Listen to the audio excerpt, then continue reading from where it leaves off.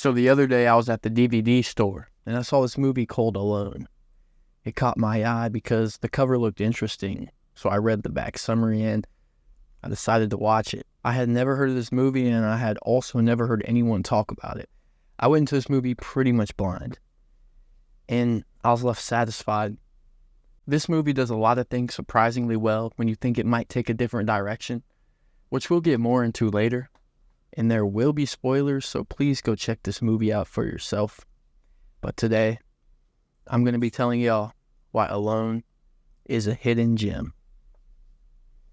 The movie starts with a woman named Jessica, who's moving across the country to start a new life after her husband died. Oh, also, she decides to leave without telling anybody, which is rule number one. Ladies and gentlemen, don't do that.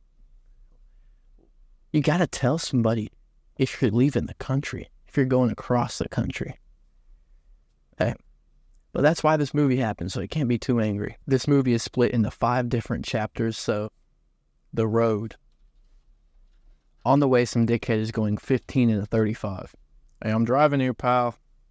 Jessica decides to try to pass him, but when she does, the man speeds up and won't let her pass right as a semi-truck is coming head on, and luckily at the last second, she gets enough room to get over back to safety.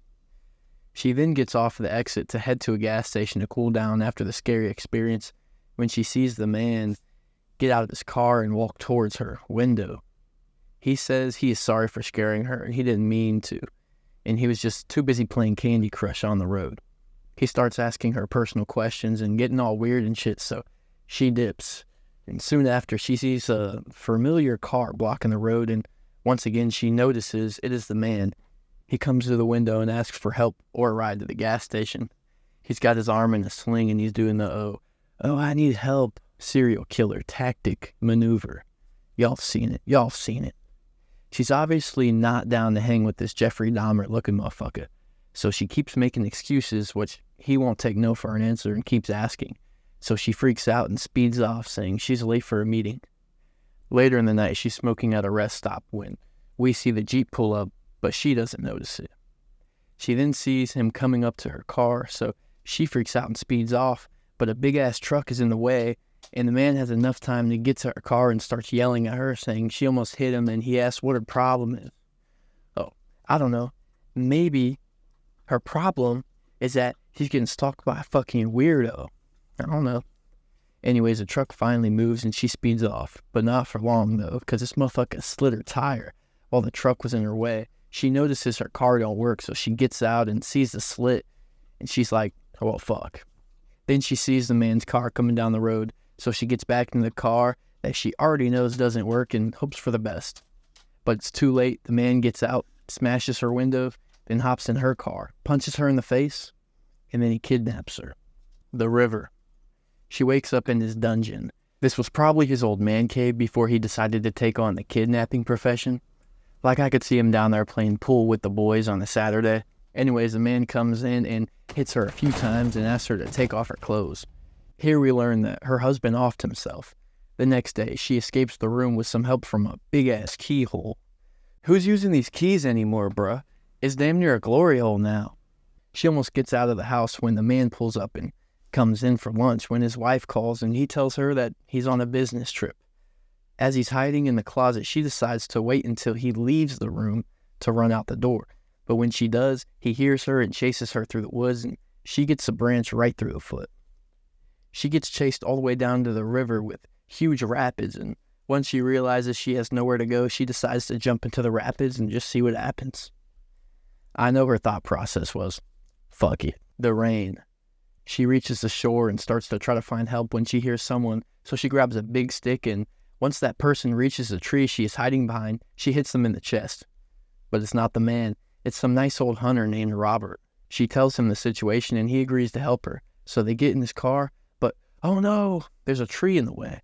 The man is able to catch up to Jessica and the hunter, so he tells the hunter that Jessica is his deranged sister and she's having an episode. So he needs to get her help in that. She does this all the time. The hunter is stuck here not knowing what to do, like that one episode of SpongeBob. The man kills the hunter, and then he shoots Jessica while she runs away. The night.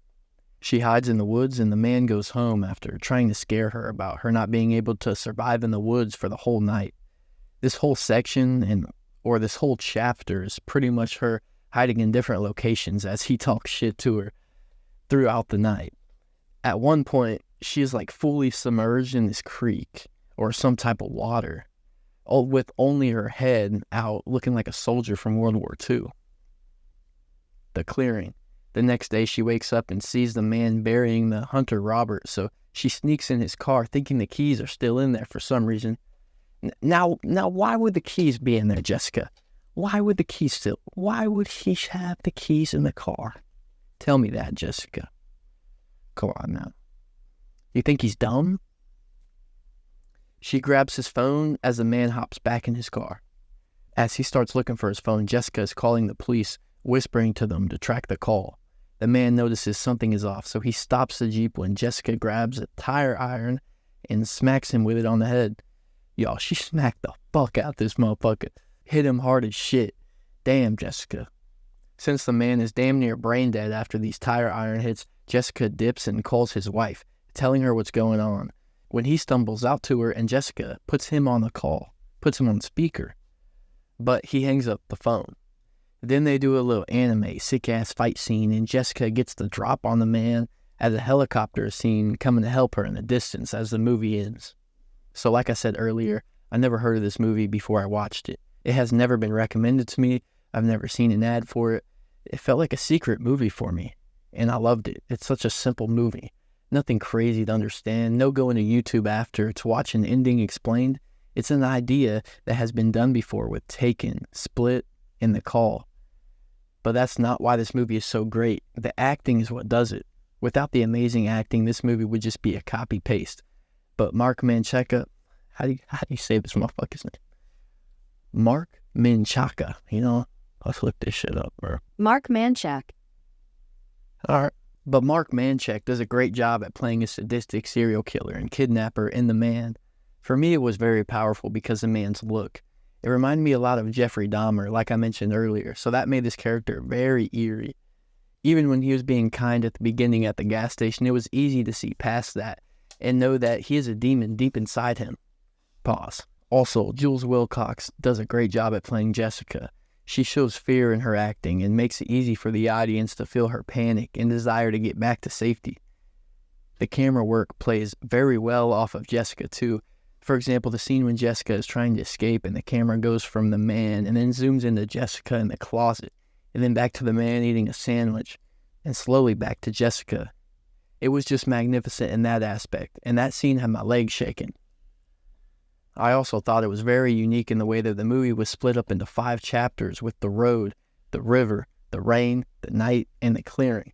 It is a simple idea for a movie. Literally all you have to do is add the title screen with the chapter name on it. I could do it on DaVinci Resolve, but it just works. It works for this movie. It feels very organized and helps build tension because you see the name of the chapter, and it's so vague but intriguing at the same time. You want to see what the title of the chapter means and what will happen next. But overall, Alone is a great movie and definitely a hidden gem. It is probably a product of COVID that this movie stayed so low-key, but it definitely deserves more hype and left me satisfied smiling. What?